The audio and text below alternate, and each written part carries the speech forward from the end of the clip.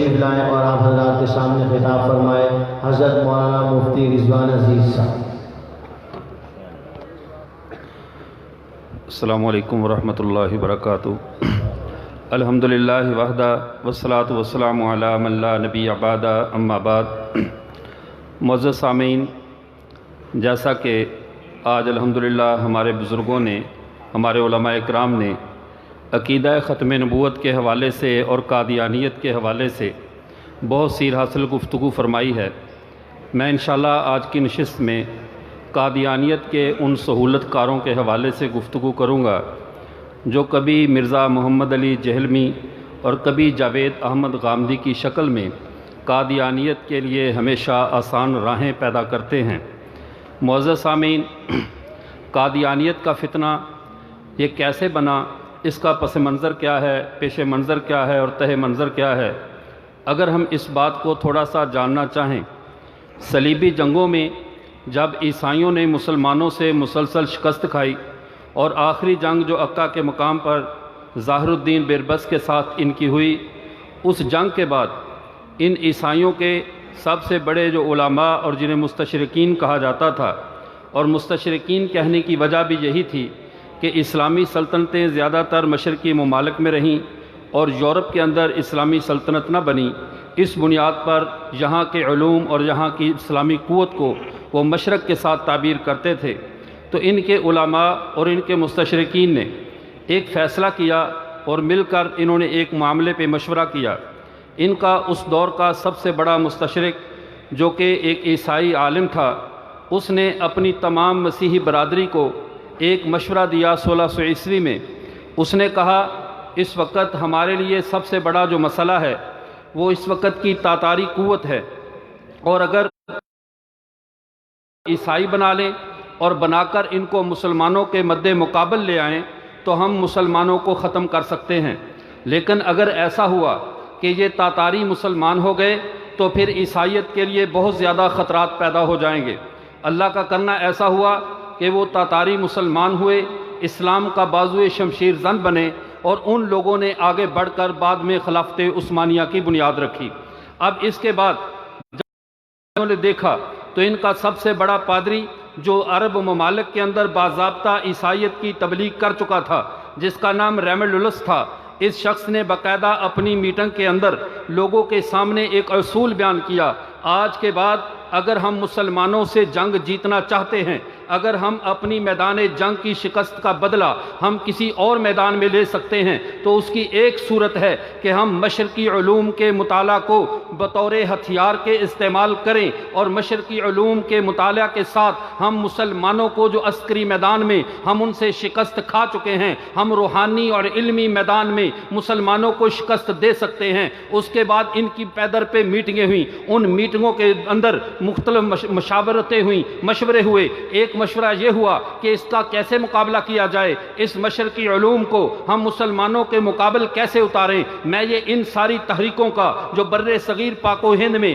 اسلام دشمنی کے اندر برپا ہوئی ہیں، ان کا میں پس منظر آپ کے سامنے رکھنا چاہتا ہوں۔ جب اس ریملڈولس نے ان کے سامنے یہ بات کی اور کہا، اس کا میں وجہ یہ بتاتا ہوں کہ جیسے عیسائیت ہے، عیسائیت کی کنسٹرکشن کو ہم نے ریکنسٹرکشن کے مراحل سے گزارا ہے، تعمیر نو اور نئی تحقیق کے نام پہ ہم نے عیسائیت کو نیست و نابود کیا ہے، ان کی روایات کو تختہ مشق بنایا ہے۔ اب ایک ہی صورت ہے، اسلام کا جو علمی خزانہ ہے، مسلمانوں کی جو احادیث ہیں، ان کے فقہا کی جو محنتیں ہیں، ان کے صوفیاء اکرام کا جو کام ہے، ہم اس سب کو مشکوک بنا دیں، ان کی سند پہ بحث کریں، ان کے ہم جو عقلیات پہ بحث کریں، ان کے اندر ہم ایسے ایسے سوالات اٹھائیں، ایسی عقلی مباحث پیدا کریں کہ مسلمانوں کا علمی ماخذ مشکوک ہو کر رہ جائے۔ اس کے لیے بہت سے سکول قائم کیے گئے، انہی سکولوں میں جو دوسرا شخص میدان میں آتا ہے، اس ریملڈولس کے قتل کے بعد جسے ایک عیسائی پادری نے قتل کروا دیا، دوسرا شخص بیکن آتا ہے جس کے نام پہ بر صغیر پاک و ہند میں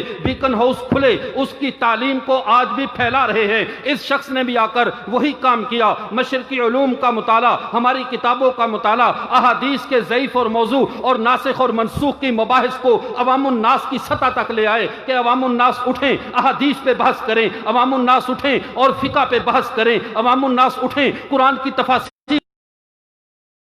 بیکن کا نظریہ چلتا رہا۔ اس کے بعد تیسرا شخص میدان میں آتا ہے، اس کا نام مارٹن لوتھر تھا۔ مارٹن لوتھر نے آ کر اس تحریک کو بر صغیر پاک و ہند تک پہنچایا۔ اس کا پہلا جو بدترین تجربہ کیا گیا وہ اکبر بادشاہ کے دین الہی کی شکل میں تھا۔ اکبر بادشاہ نے سابقہ تمام روایات کو جن کا تعلق حدیث کے ساتھ تھا، فقہ کے ساتھ تھا، سب کا انکار کر کے ایک نئے مذہب دین الہی کی بنیاد رکھی جو عیسائیت کی ریکنسٹرکشن کا مسامنا نہیں کر سکی۔ عیسائیت زیر ہو گئی، لیکن ہندوستان کا مضبوط مذہبی پس منظر، ہندوستان کے لوگوں کا اپنے علماء پر اندھا اعتماد، یہ ایک ایسی چیز تھی کہ اکبر بادشاہ باوجود ہے کہ قوت رکھتا تھا، باوجود ہے کہ بادشاہت اس کے پاس تھی، لیکن یہاں کی قوم کا اپنے علماء سے اتنا تعلق مضبوط تھا کہ اس کی بادشاہت کے باوجود اس کے خود ساختہ دین کے غبارے سے ہوا نکل گئی، اس کا دین نہیں چل سکا۔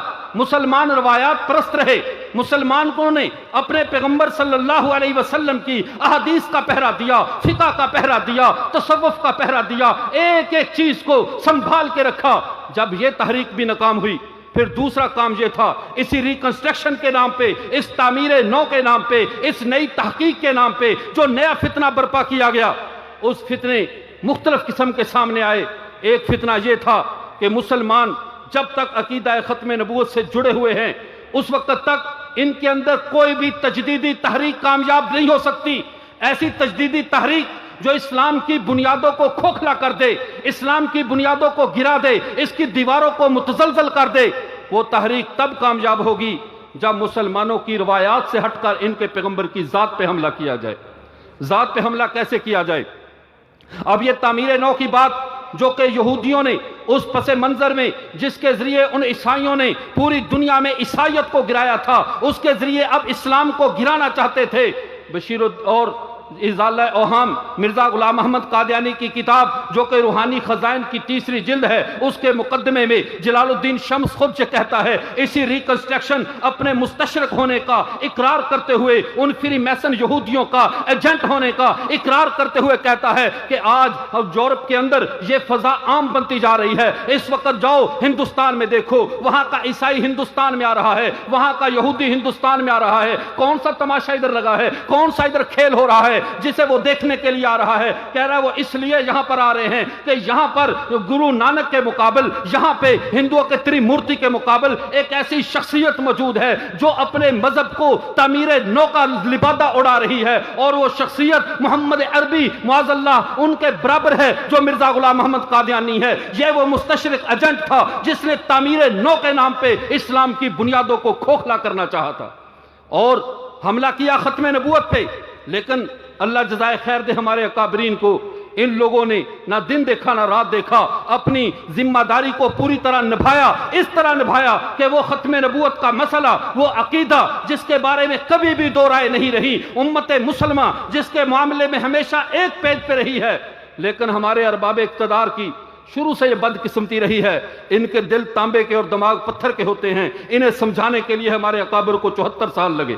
74 سالوں میں بہرحال بات منوائی اور ان لوگوں نے مانی اور یہ فیصلہ ہوا۔ اس پہ تو سب حضرات نے گفتگو کی، لیکن جو میں اگلی بات کرنا چاہتا ہوں، اب قادیانیت نے جنگ کا اسلوب بدل دیا ہے۔ جو حضرات سوشل میڈیا سے وابستہ ہیں، جو دشمن کی چالوں پہ نظر رکھتے ہیں، یاد رکھیے ہم جس موضوع پہ آ کر ہر سال کہتے ہیں ہم ختم نبوت کے موضوع پہ حاضری لگوانے آئے ہیں، افسوس کہ جہاں پہ ہماری زندگیاں لگنی چاہیے تھیں ہم حاضری لگوا کے خود کو بری ذمہ سمجھنے لگ گئے۔ یہ میں عرض اس لیے کر رہا ہوں، قادیانی اس وقت جب تک قانون جرم سے 2 قدم آگے نہیں ہوگا، جب تک محافظ ختم نبوت کا زیادہ باخبر نہیں ہوگا، ان کے 2 ہاتھ ان سے آگے نہیں رہے گا، قادیانیت کے فتنے کو نکیل نہیں ڈالی جا سکتی۔ قادیانیت نے نیا کام کیا کیا ہے؟ اب قادیانی نہیں کر رہے، اب قادیانی ہمیں مسلمان نہیں رہنے دیتے، بس وہ یہی کام کر رہے ہیں۔ اس کا طریقہ کار کیا ہے؟ ان کا طریقہ واردات کیا ہے؟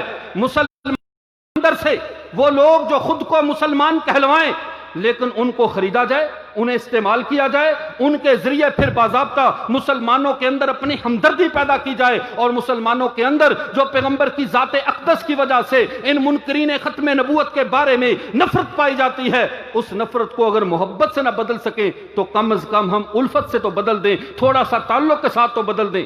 اس کام کے لیے کیا کام کیا گیا؟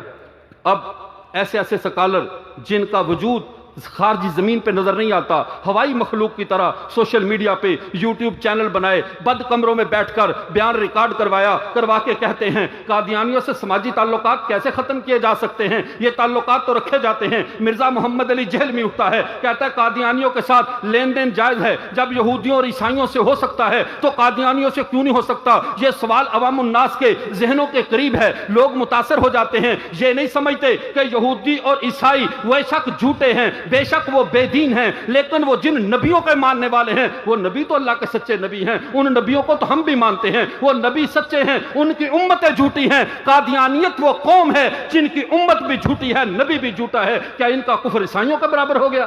ان کا کفر یہودیوں کے برابر ہو گیا؟ تو میں عرض کر رہا تھا، اب انہوں نے ان لوگوں کو خریدا کہ تم مسلمانوں کے اندر ہمارے بارے میں نرم گوشہ پیدا کرو، مسلمانوں کے باہمی اختلافات کو ہوا دو، ان کی عبارتیں آپس میں پیش کرو، اس مسلک والے کو اس مسلک سے لڑاؤ۔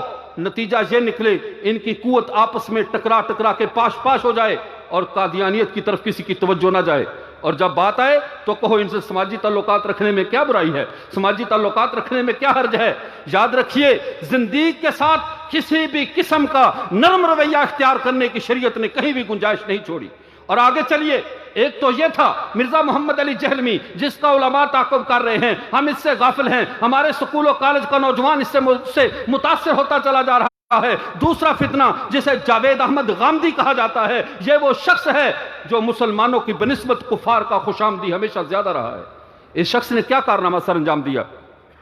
ہم یہ سمجھتے ہیں یہ مسلمانوں کی باتیں کرتا ہے، یہ اسلام کی دعوت دیتا ہے۔ اس کے عقائد کو اٹھا کر دیکھو، مرزا غلام محمد قادیانی جس طرح حیات عیسیٰ علیہ السلام کا منکر ہے، جاوید احمد غامدی منکر ہے، اس قادیانی حضرت عیسیٰ کے رفع الی السماء کا منکر ہے، یہ جاوید احمد غامدی بھی منکر ہے، اور مرزا غلام محمد قادیانی حضرت عیسیٰ کے آسمان سے نازل ہونے کا منکر ہے، جاوید احمد غامدی بھی منکر ہے۔ مرزا قادیانی حضرت مہدی علیہ الرضوان کی متعلقہ تمام روایات کو، تمام حدیث کو وہ متروک اور کسی نہ کسی درجے کی ضعیف اور موضوع حدیث کہتا ہے۔ یہی بات جاوید احمد غامدی کہتا ہے، قدم قدم پہ تو اس کے ساتھ چل رہا ہے، پھر نرمی کس بات کی؟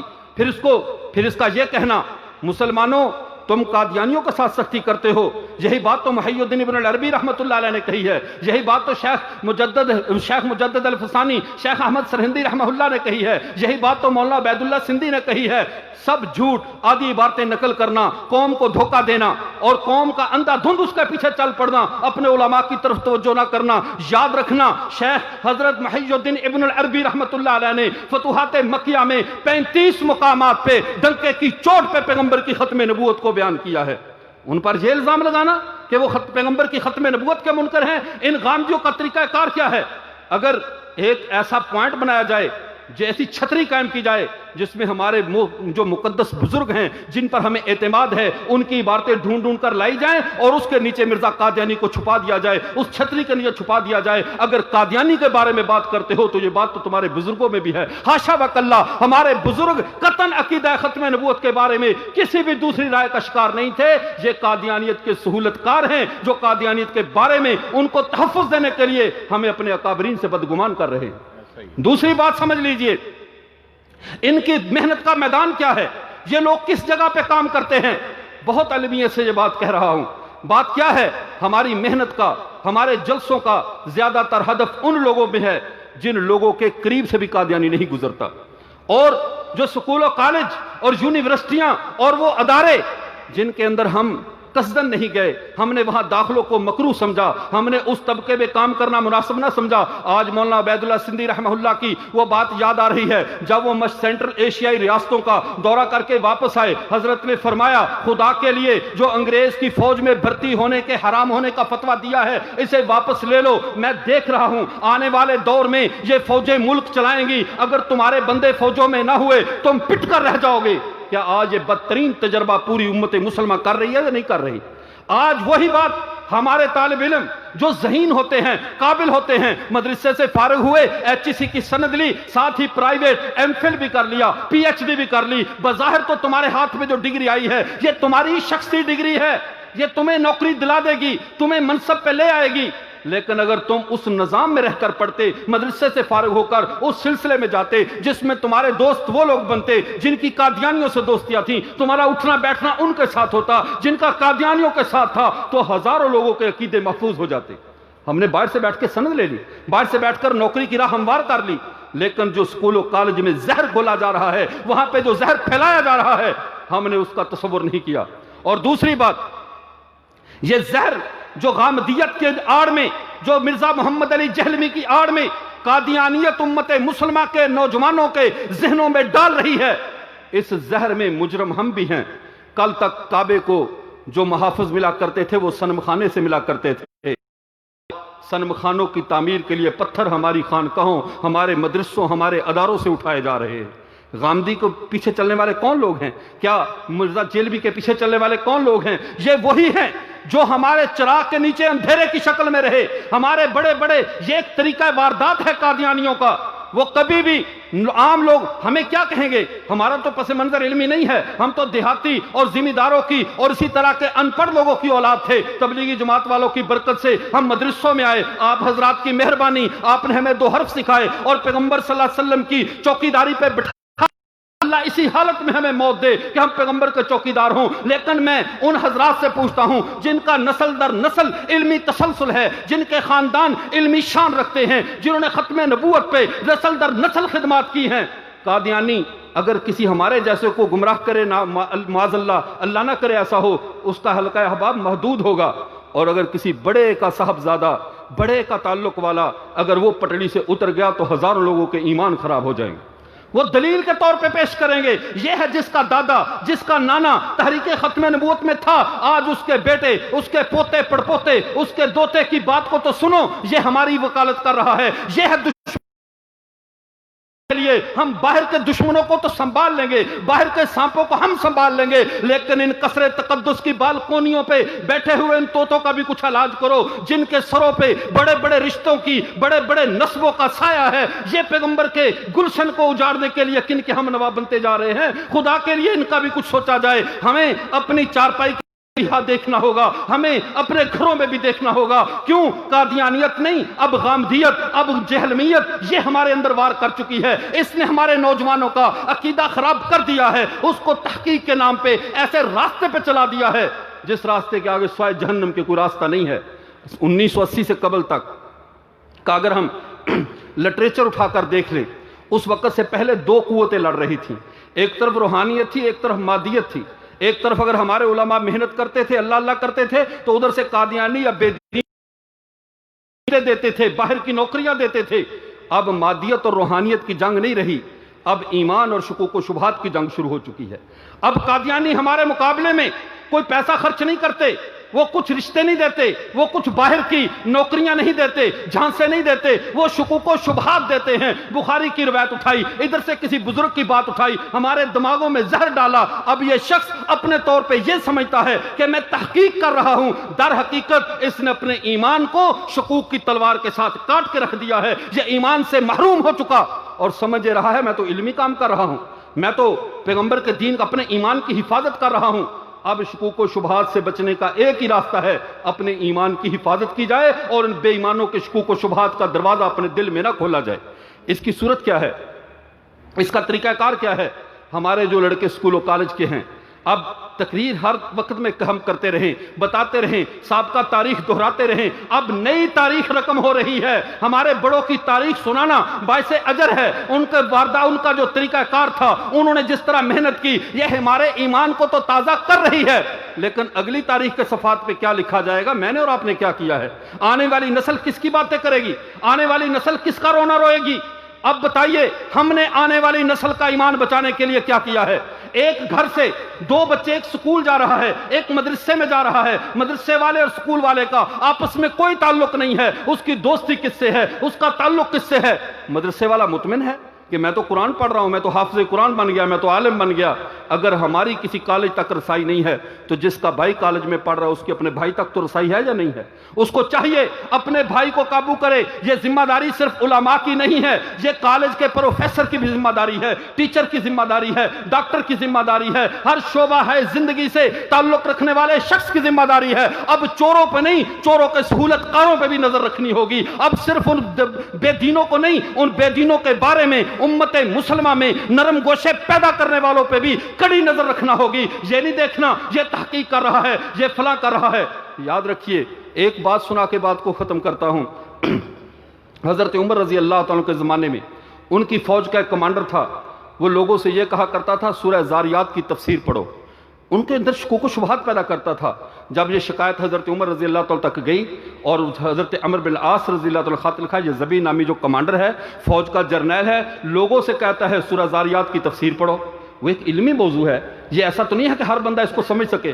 حضرت عمر رضی اللہ تعالیٰ نے سامنے بٹھا لیا اور ہاتھ میں ڈنڈا پکڑا اور اس کے سر پہ مارنا شروع کر دیا۔ اس وقت تک مارتے رہے۔ اس نے کہا امیر المومنین، اگر آپ کا ارادہ مجھے قتل کرنے کا ہے تو بلا مشابہ بلا شک و شبہ مجھے قتل کر دیجئے، لیکن تشدد تو نہ کیجئے۔ اگر آپ کی خواہش یہ ہے کہ میرے دل سے یہ خناس نکل جائے کہ میں عوام الناس کو تحقیق کا درس دیتا ہوں، عوام الناس کو خود تحقیقی کے راستے پہ چلاتا ہوں، تو میں قسم کھاتا ہوں میرے دماغ سے خناس نکل گیا، آج کے بعد میں عوام کو یہ نہیں کہوں گا کہ فلاں موضوع پہ خود تحقیق کر لو۔ عوام کا کیا کام ہے تحقیق کرنے کا؟ یہ کام علماء کا ہے۔ عوام ایسے میدان میں آئے گی۔ حضرت عبداللہ بن وہب المصری رحمہ اللہ فرماتے ہیں الحدیث مذلۃ الا الفقہاء، پیغمبر کی حدیث اگر فقہاء کے علاوہ حدیث کو سمجھنے والا نہ ہو، ایسا شخص اگر براہ راست مطالعہ کرے تو پیغمبر کی حدیث سے بھی وہ گمراہی کے راستے پہ چل پڑے گا۔ کون سی تحقیق، کس کام کے پیچھے چل پڑے؟ اور اگلی بات ایک اور سن لیجئے، علامہ ابن بطہ رحمہ اللہ اپنی ابانۃ الکبریٰ میں یہ روایت لکھتے ہیں کہ محمد ابن سیرین رحمہ اللہ کے پاس دو شخص آئے۔ انہوں نے آ کر کہا ہم آپ سے بات کرنا چاہتے ہیں۔ کہا میں تو آپ سے کوئی بات نہیں کرنا چاہتا، آپ ملحد اور بے دین ہو، اور ملحد اور بے دین سے ہم بات نہیں کرنا چاہتے۔ انہوں نے کہا ہم آپ کے سامنے اللہ کے قرآن کی چند آیات سنانا چاہتے ہیں۔ اب ہمارے لوگ بھی یہی کہتے ہیں بات سن لو کیا حرج ہے، غامدی کو سن لو کیا حرج ہے، سنو تو صحیح وہ کیا کہتا ہے۔ لیکن محمد ابن سیرین رحمہ اللہ نے کیا کہا؟ جب انہوں نے کہا ہم اللہ کا قرآن سنانا چاہتے ہیں، انہوں نے فرمایا میں تم سے اللہ کا قرآن بھی نہیں سننا چاہتا، میری مجلس سے نکل جاؤ ورنہ میں تمہاری مجلس سے اٹھ کر جا رہا ہوں۔ انہوں نے کہا آخر وجہ کیا ہے؟ مریدوں نے کہا ان کو کیوں نکال دیا گیا؟ بے شک یہ ملحد ہیں، بے شک یہ بے دین ہیں، لیکن سنا تو اللہ کا قرآن رہے تھے، سن لینے میں کیا حرج ہے؟ ابانۃ الکبریٰ کی دوسری جلد میں یہ واقعہ ابن سیرین رحمہ اللہ کا موجود ہے، جو جلیل القدر تابعی ہیں۔ وہ فرماتے ہیں، کہتے ہیں نہیں، جو بدعتی، جو ملحد، جو میرے پیغمبر کے دین کا دشمن اگر اللہ کا قرآن بھی سنائے تو لوگوں کے دلوں کو ٹیڑھا کر دیتا ہے۔ اب یہ کہاں سے بات آ گئی؟ جس کی بات چاہے سن لو، جس کی تقریر ہے نیٹ پہ لگاؤ۔ یہودی مبلغ اپنے نیٹ کی شکل میں ہمارے گھروں میں گھس چکے ہیں، ان کے مبلغ اپنے میڈیا کی شکل میں ہمارے نوجوانوں کے ذہنوں کو یرغمال بنا چکے ہیں، ہمارے دل و دماغ اغوا کیے جا چکے ہیں۔ اب بچنے کی ایک ہی صورت ہے، جیسے حضرت حبیب بن زید رضی اللہ تعالی نے کہا تھا میں بہرا ہوں، اپنے نبی کے علاوہ میرے کان کوئی بات نہیں سنتے۔ اب میں بہرا ہوں، میرے کان کوئی نئی بات سننے کوئی تیار نہیں ہے۔ آج کے ملحدین، آج کے یہ جدیدیے جن کا تسلسل ریمنڈ لولس سے لے کر بیکن تک، بیکن سے لے کر آرٹن بارٹن لوتھر تک، وہاں سے چلتا ہوا آج پہ اگر مرزا غلام احمد قادیانی کی نسل میں گیا ہے تو ایک دوسری نسل بھی چلی ہے، حمید الدین فراہی، امین احسن اصلاحی، اس کے بعد جوید احمد غامدی۔ یہ وہ طبقہ ہے جنہوں نے تحقیق کے نام پہ دین کا بیڑا غرق کیا ہے۔ اور یہ میں اپنی طرف سے نہیں کہہ رہا، یوٹیوب پہ دیکھیے، جوید احمد غامدی خود کہتا ہے، وہ کہتا ہے میرے استاد امین احسن اصلاحی نے کہا ہے کہ ہم نے قرآن کے سمجھنے میں جتنی بھی رکاوٹیں تھی، یعنی حدیث تھی، فقہ تھی، علماء تھے، ہم نے ان سب کو بلڈوزر کر دیا ہے، اب براہ راست ہم قرآن کو سمجھیں گے۔ جو میرے نبی کے صحابہ کو چھوڑ کر قرآن سمجھے اسے نہیں سمجھ میں آتا، جو پورا علمی سلسلہ ذبح کر کے نبی کے رب کا قرآن سمجھنا چاہے اسے قرآن سمجھ آ جائے گا۔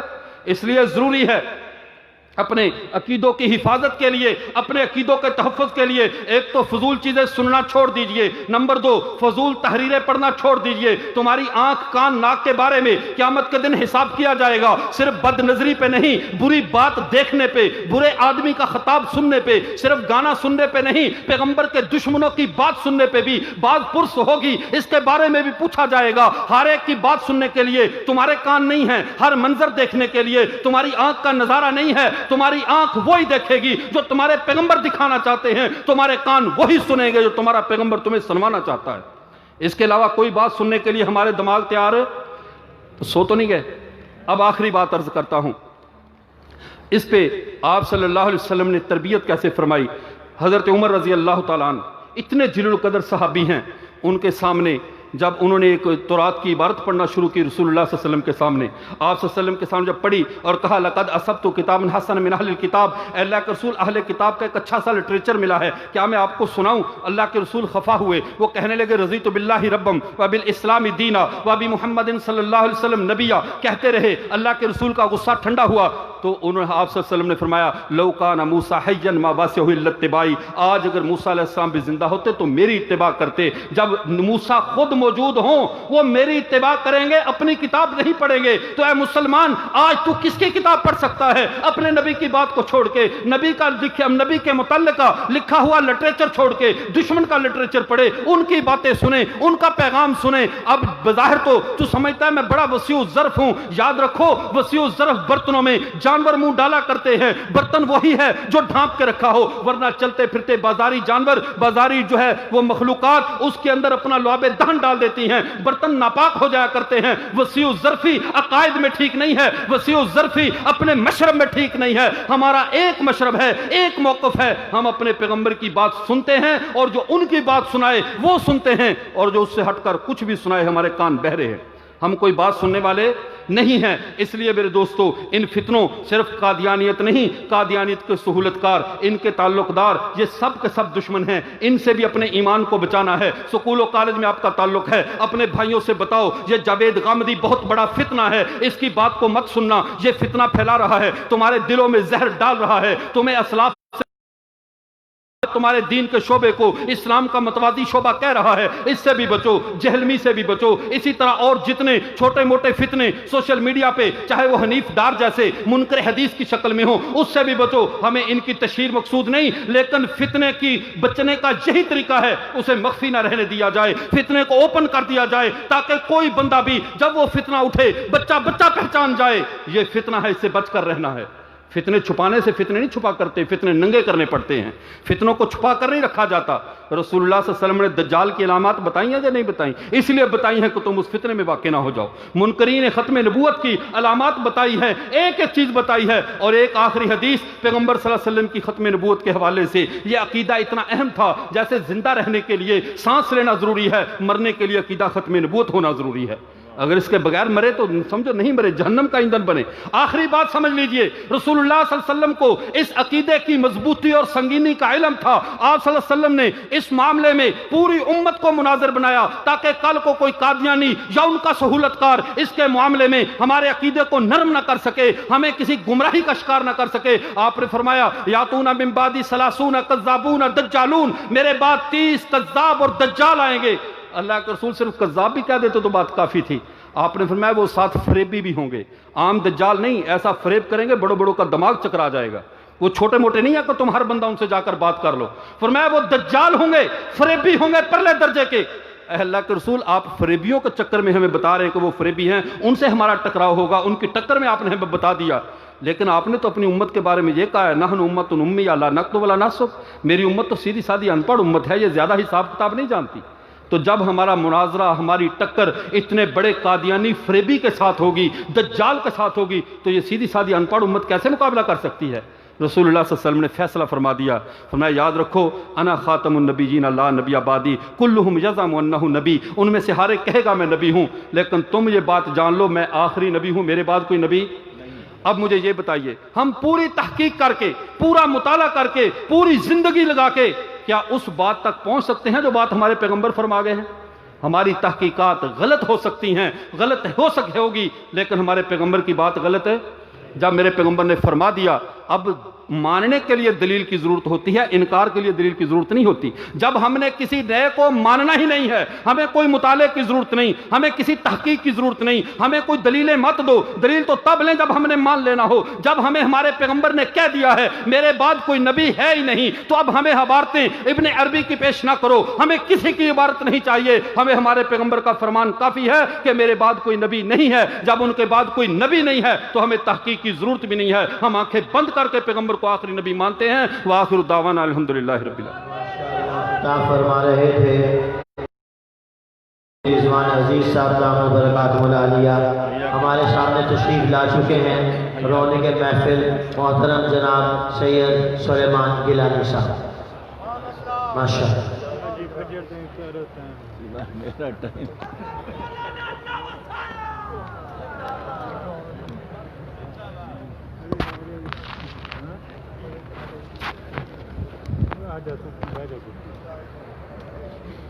اللہ اکبر لا الہ الا اللہ وحدہ بسم اللہ الرحمن الرحیم. درود پاک محبت کے ساتھ پڑھ لیجیے.